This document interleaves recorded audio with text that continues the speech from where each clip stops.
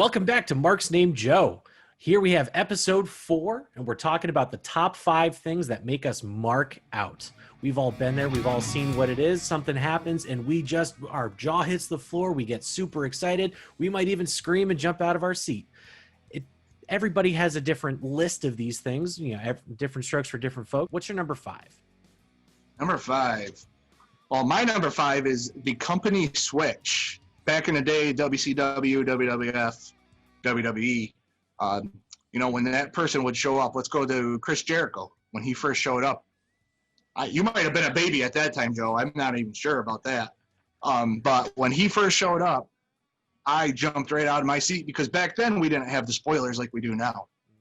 So just that's an example. But then we have new ones now. We got AEW. There's so much potential for down the road once contracts get up on both ends to see what happens in the sport. So the company switch for me is number 5. I gotta know, Joe, what is your number 5? Number 5 for me is when a babyface turns heel. There have been plenty of great examples. The one that really sticks out to me is Becky Lynch when she finally snapped and she beat the ever-loving piss out of Charlotte. The crowd was going nuts. It was cathartic. It was everything that we've ever wanted to see, and it was awesome. And I was jumping out of my seat cheering. It was like finally they're giving her something better to do. Finally she's getting to be something more than just a vanilla steampunk babyface. And she went on an amazing run as the man, being the top star in the whole company. Great stuff. Great example. You think about it, that was a heel turn, but that also projected her to one of the top females in all of wrestling that moment. Yes, it's a very good example of that. Perfect. Number 4, for me, goes along with your number 5. I really love seeing an old face in a new place. Seeing Brody Lee and Matt Hardy show up on an empty arena episode of Dynamite blew my mind. Seeing what they can do in this new place, because it always gives this new layer of hope, because they're now being thrown out into the world. We don't have the pretense of their WWE character or wherever they came from. The promise of this new place, this new line that they have, this new story that they have to tell is always great. All right, number 4 for you, Joe. What do you got? Me, I went with the unexpected title change, one that we did not see coming. Let's go to, for example, Kofi Kingston. When he won that title, I was hoping that he was going to win, but it wasn't written in stone, especially knowing the history of Vince McMahon and the company and who he chooses as his champions. So the unexpected title change for me is number 4. That is.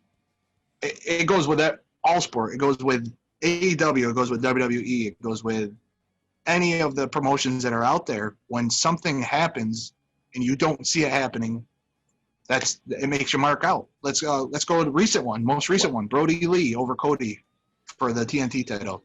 That was one of them. Did you personally see that happening?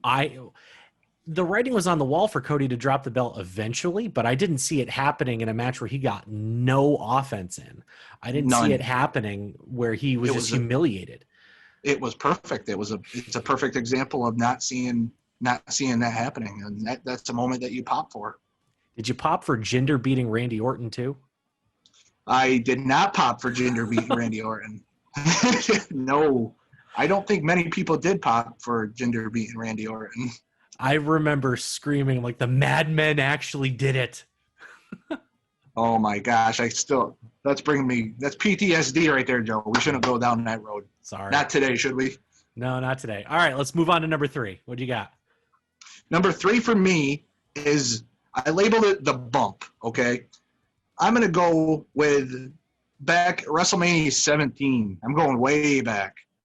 WrestleMania 17 when Edge spear Jeff Hardy off the titles that were hanging in the middle of the room.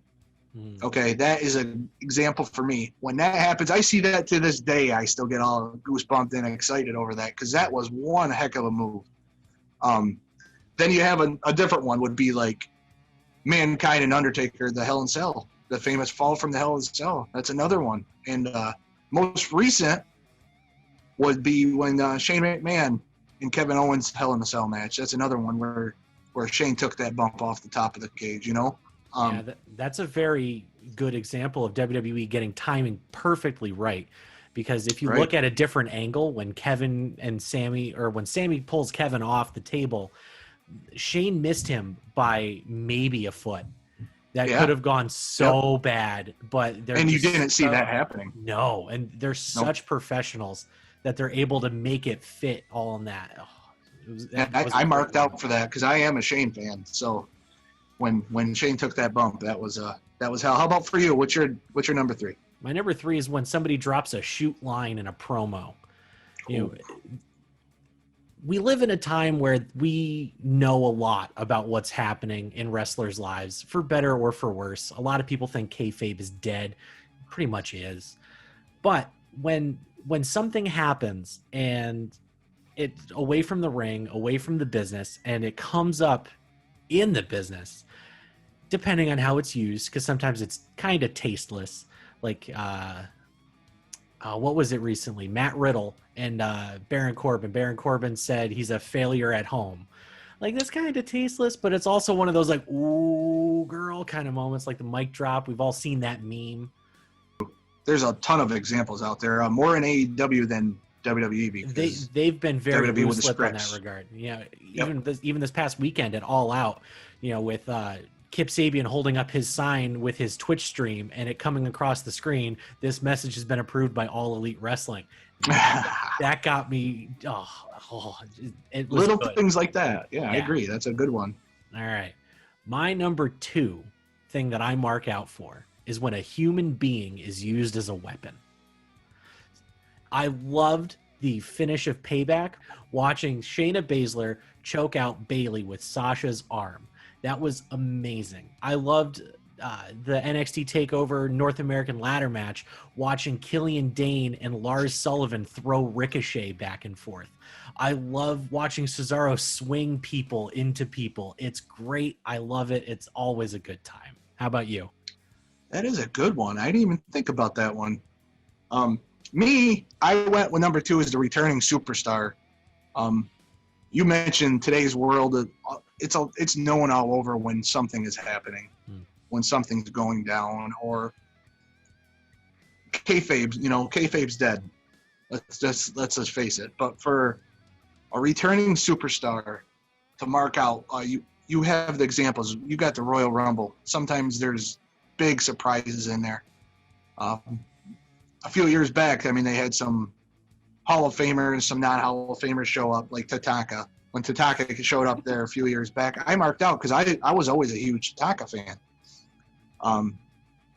Then even most recent, when Roman Reigns, I knew Roman was coming back, but he came back in such a force and with that heel persona with him. You know, he had that feel with him.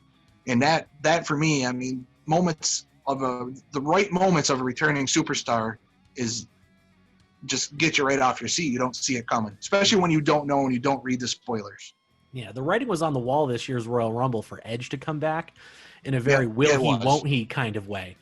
But it was one of those, like, everyone's like, there's no way he's coming back. Oh my God, he's coming back. And it was just an argument for the entirety of the build up to the Royal Rumble. And then finally, when his music hits, the roof blows off the place. It was awesome.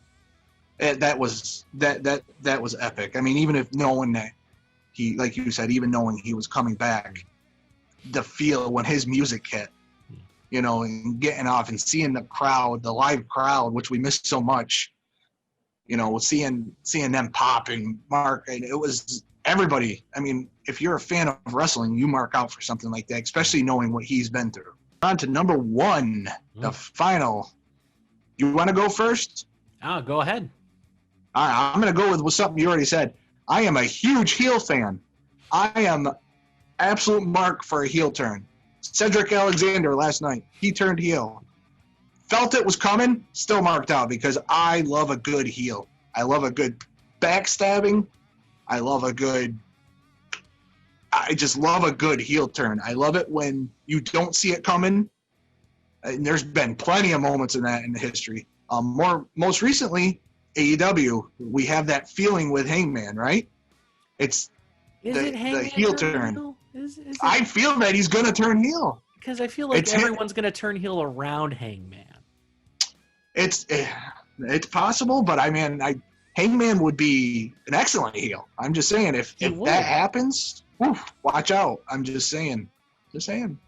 All right. How about for you? What do you got for number one? My number one it's something that happens just often enough that it keeps me going, and that's the stolen signature move. Oh. I love watching people get hit with their own moves. There's nothing better than watching John Cena get hit with a 5-knuckle shuffle. There's nothing better than watching Randy Orton get RKO'd. It's great. It always adds this extra layer to the feud where they know each other so well, they're now doing each other's moves. Like we've seen it quite a bit with Ciampa Gargano. We've seen it a lot happen in NXT because NXT really does like to put over the big move, even though it's only a transition spot most of the time.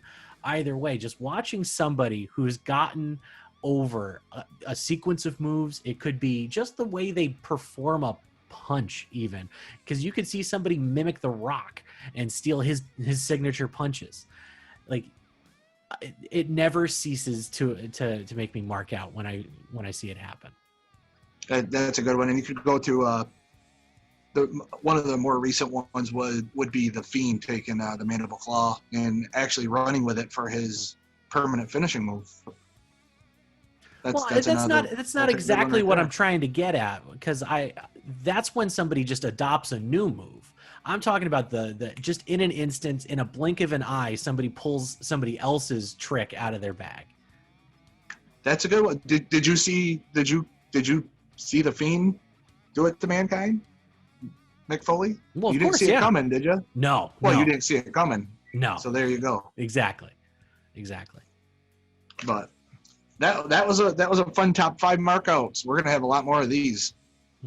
Maybe get a little bit more into a little bit of argument. What do you think? I feel like that'd be a good idea. Maybe we'll have our own little heel turn. If you guys have any other suggestions for top 5s you want to see us do, drop them in the comments. Don't forget to like, share, subscribe, and remember, we are Joe.